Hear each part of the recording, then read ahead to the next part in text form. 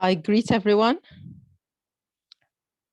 According to the message I received from you, I've been asked to talk about the expectations, prospects for democracy in Tunisia, also regarding the unity of the opposition, the issue of the boycott of the elections, and the position of the international community on democracy in Tunisia, and finally, our position as the Salvation Front on the IMF deal. Hence, I will try to deal with all these points. Regarding expectations, I want to say first that the Tunisian revolution did not occur in a vacuum. I personally had been persecuted by the National Security Court in 81, regardless of our ideological, intellectual, and political differences. Our main agreement was on the implementation of Article 8 of the Constitution and demanding monitoring the constitutionality of law so that this article has some meaning. All the trials that took place since 68 until the revolution, this was their central demand, to recognize the fundamental rights and freedoms of Tunisian citizens and to guarantee that, to establish a constitutional court that can monitor laws. Therefore, when the revolution came, it found trade unionists, political, civil rights elites that are fully convinced of the democratic project. And I believe that these were factors that facilitated the success of the Tunisian democratic transition, because the vacuum that took place at the top of the system was quickly filled by a new political system, a new constitution, according to the consensus or near consensus of 200 MPs of the Constituent Assembly out of 217 members. This constitution recognized separation of powers, established a constitutional court, recognized rights and freedoms. There were several elections which were recognized as free and fair by those who took part, whether or not they won those elections, and by all international observers. Therefore, to talk about a black decade, as is now widespread, obviously, by the regime, has no meaning. Tunisia has lived 10 years of democracy, real democracy. If that democracy means freedom of expression, freedom of association, freedom of movement, freedom of the media, elections, and all civil rights and freedom of thought, of course, then if democracy means these rights, in addition to institutions that establish separation of powers and that are based on legitimacy out of the ballot box, then I affirm, as an individual who was part of the opposition over the last decade for the governments that came after the revolution, and I was not part or a supporter of the policies that were implemented after the revolution. I testify that Tunisia lived a real democracy over the last 10 years.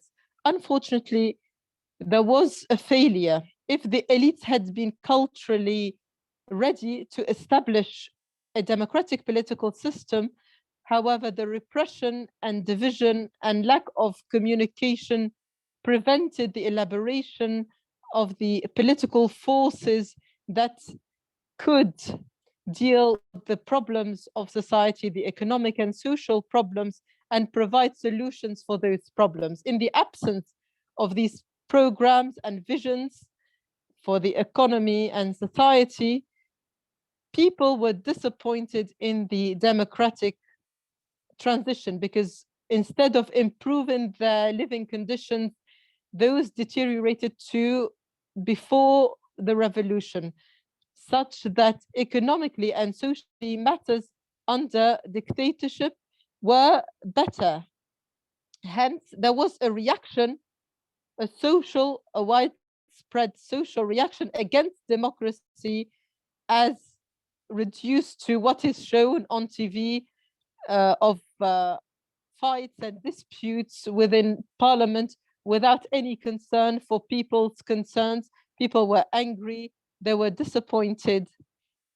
Hence, Qais Said intervened to exploit the crisis, and he had been a major part of that crisis, and he worked to exacerbate the crisis by preventing the establishment of the Constitutional Court, by obstructing the work of the government during the pandemic, by preventing obtaining any vaccines and preventing the government from bringing vaccines.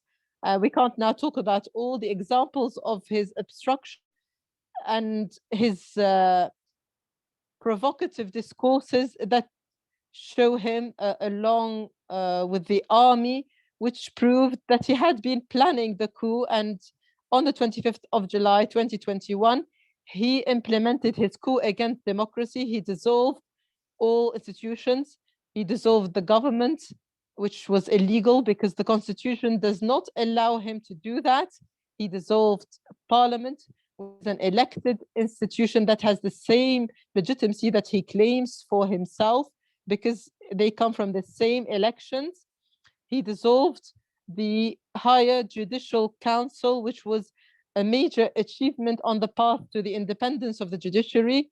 He dissolved the Independent Commission for monitoring the constitutionality of laws. All that to establish an absolute authoritarian rule through presidential decrees like sultanic decrees or Tsarist decrees in Russia, which cannot be contested before the judiciary. And this is according to the law and to the text. These decrees cannot be contested before court, and these decrees cannot be monitored for their constitutionality, because one of the institutions he had dissolved was the Temporary Commission for monitoring the constitutionality of laws, and ended with abolishing the constitution to hold an electronic consultation, then a referendum over the constitution that he wrote himself without the participation of anyone. Even the consultative committee he had set himself rejected his constitution, and he was the only individual who wrote Tunisia's political system without consulting anyone. And he went forward to a referendum which he claims that 30% of Tunisians took part in, and everyone who knows in Tunisia knows that no more than 5% at the best of cases took part in that referendum. Based on that, he wrote his own new electoral law, and he is now preparing for elections on the 17th of December for a legislative council, which according to his constitution has no oversight powers over the executive.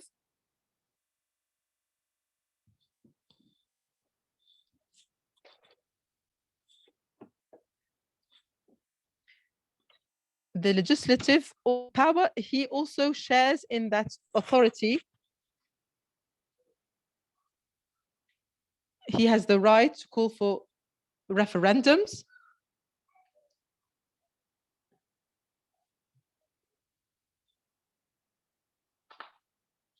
The sound is not clear.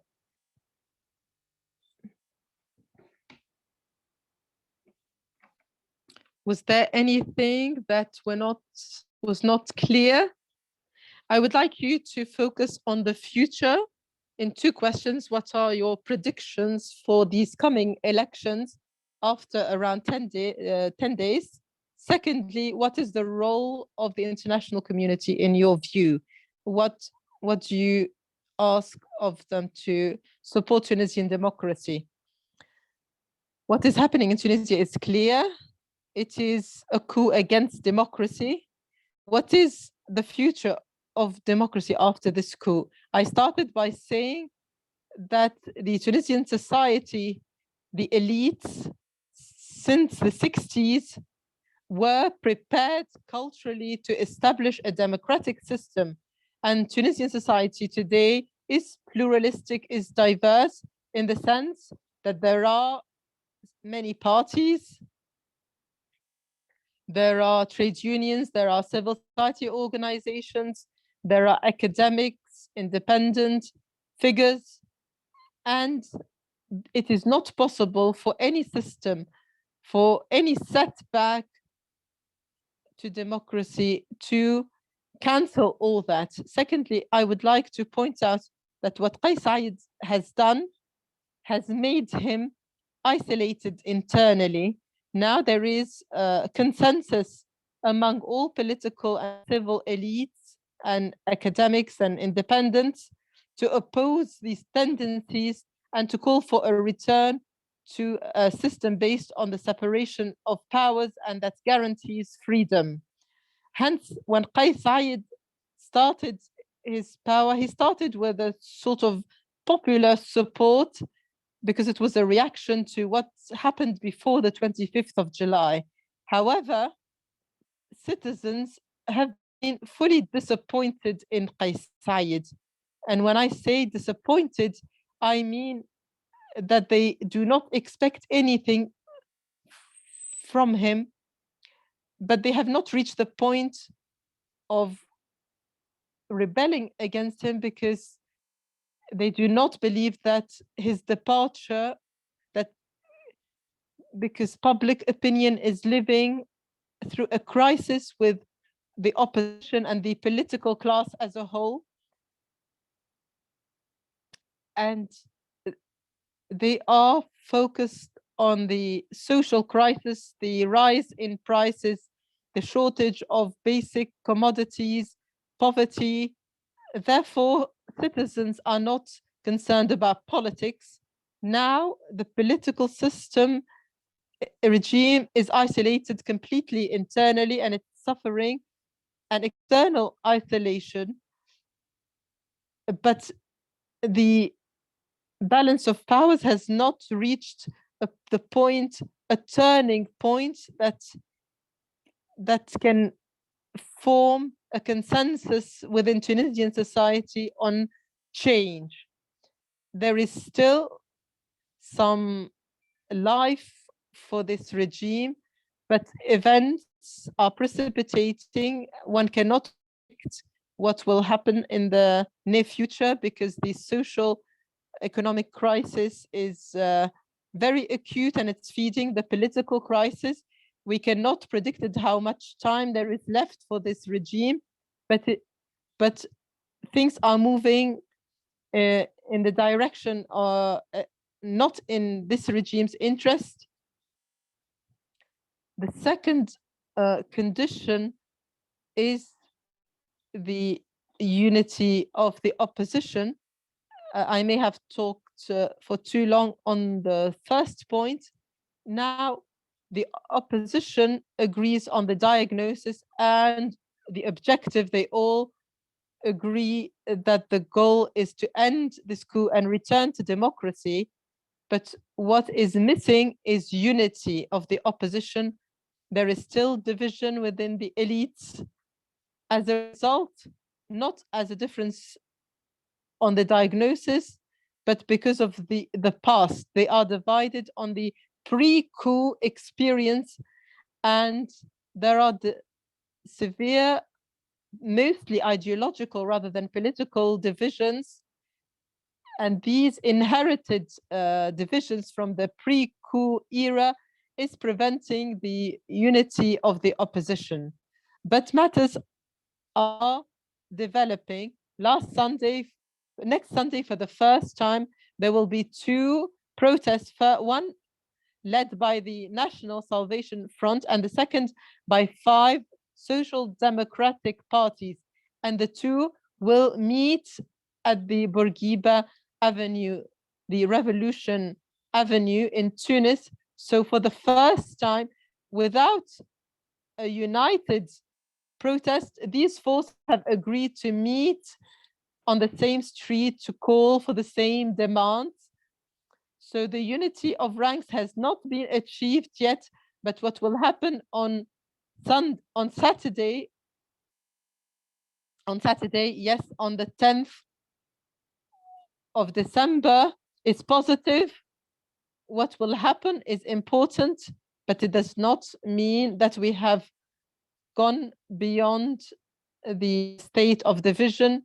I will end this point. I say that the future of democracy is clear because Tunisian society is diverse.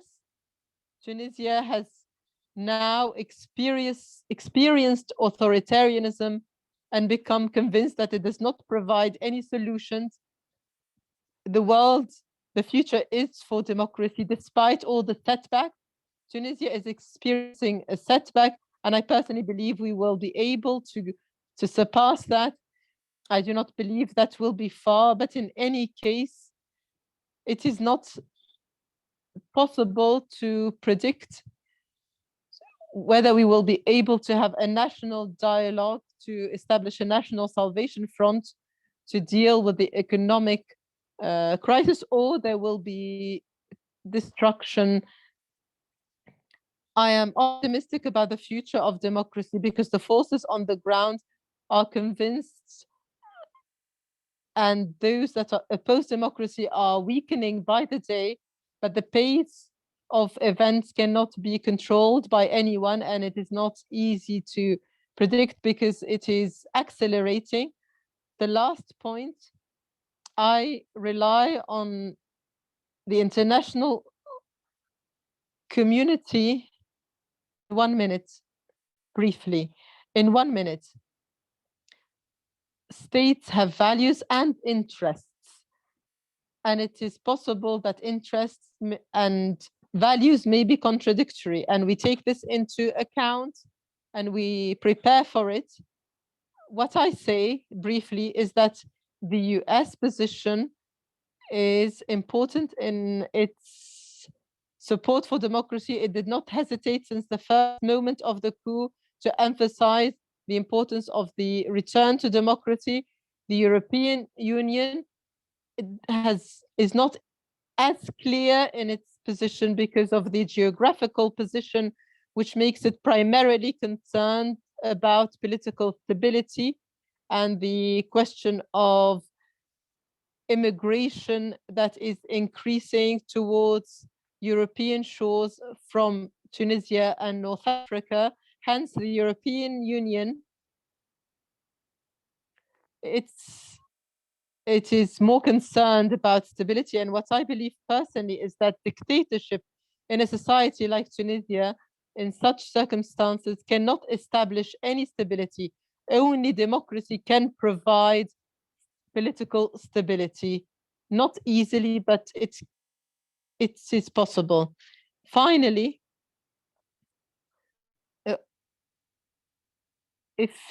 I will not, if there is no time, I will, you have spared me talking about the French position, and I apologize. Thank you. We will return to that during the questions and answers.